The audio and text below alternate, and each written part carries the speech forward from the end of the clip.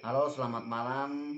Berjumpa lagi di vlog saya, ya teman-teman. Jadi pada saat ini saya berada di rumah seorang petani milenial yang menekuni usaha di beberapa komoditas pertanian, yakni padi, ubi jalar, dan lainnya.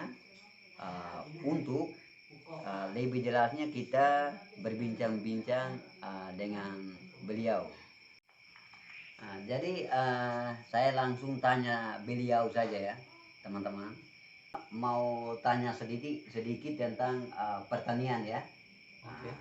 Jadi pertanyaan pertama, lebih memilih menjadi seorang petani.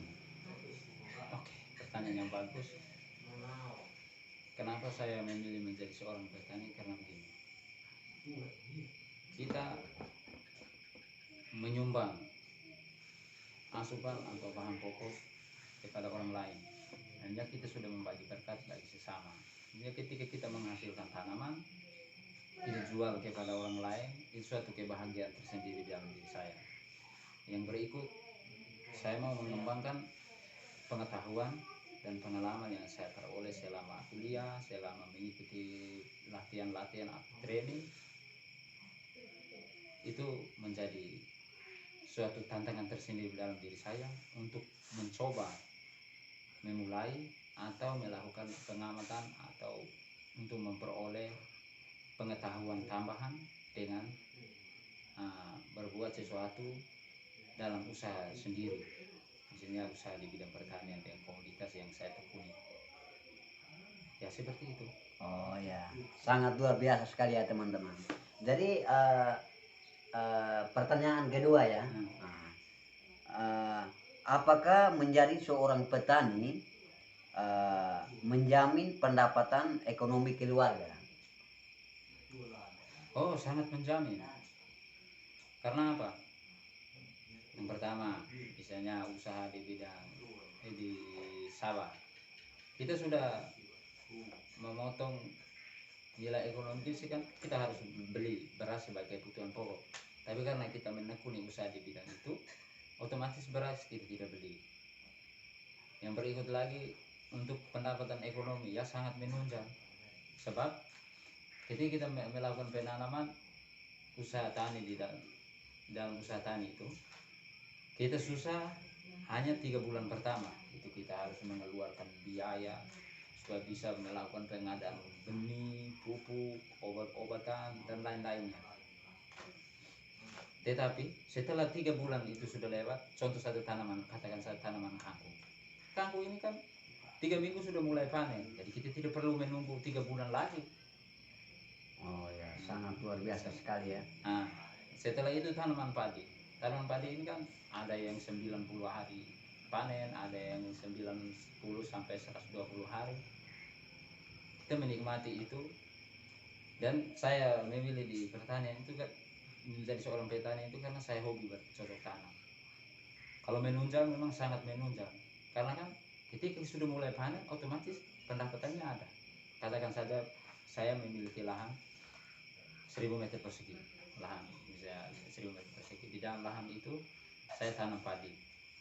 Padi kan dalam 1000 meter persegi kita melakukan pemupukan, pemeliharaan, pokoknya dari persiapan lahan, penanaman, pemeliharaan, dan pemupukan mulai dari susulan pertama, kedua, sampai ketiga. Setelah itu pemberantasan hama dan penyakit sampai panen. Kita kasih keluar budget sekitar 2 jutaan, atau katakan kita hemat sedikit bisa sampai setengah juta, misalnya 500.000.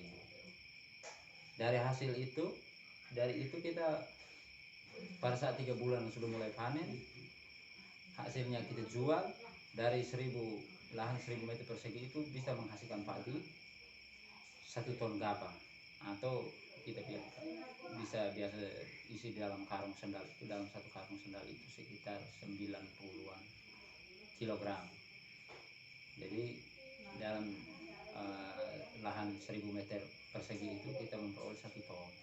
Dalam 1 ton itu kita giling, rendam, dan kehilangan mulai dari gabah dengan ini pemutihan beras di dalam mesin, itu kita memperolehnya sekitar 800 kilogram. 800 kilogram itu kita jual, katakan 1 kilo 12.000 harga sekarang atau 13.000, kita bisa memperoleh dalam satu kebun itu 6 juta.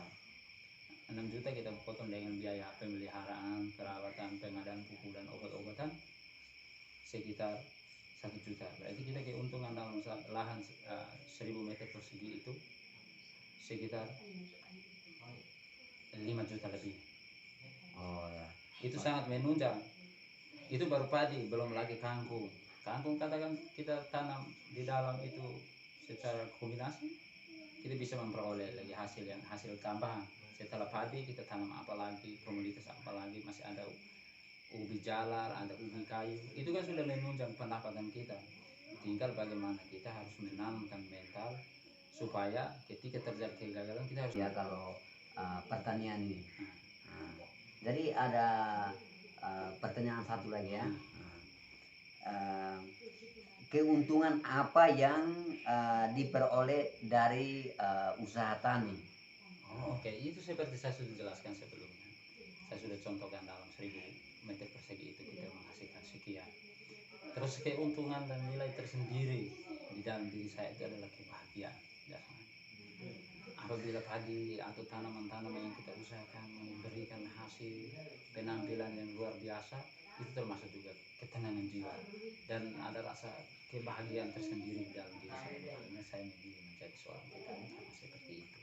Yang berikut lagi, ketika kita susah, ketika kita ada istilah ya saat-saat memperoleh titik-titik terendah, misalnya kita tidak memiliki uang apa segala macam, kita masih ada stok untuk bisa jual dengan hasil-hasil yang kita tanam sebelumnya.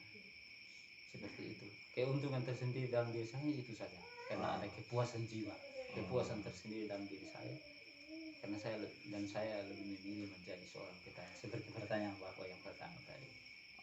Seperti itu. Sangat luar biasa sekali ya teman-teman. Jadi rajinlah bertani, karena mau jadi seorang petani yang sukses itu kita harus berjuang. Jadi teman-teman jumpa lagi di video berikutnya ya.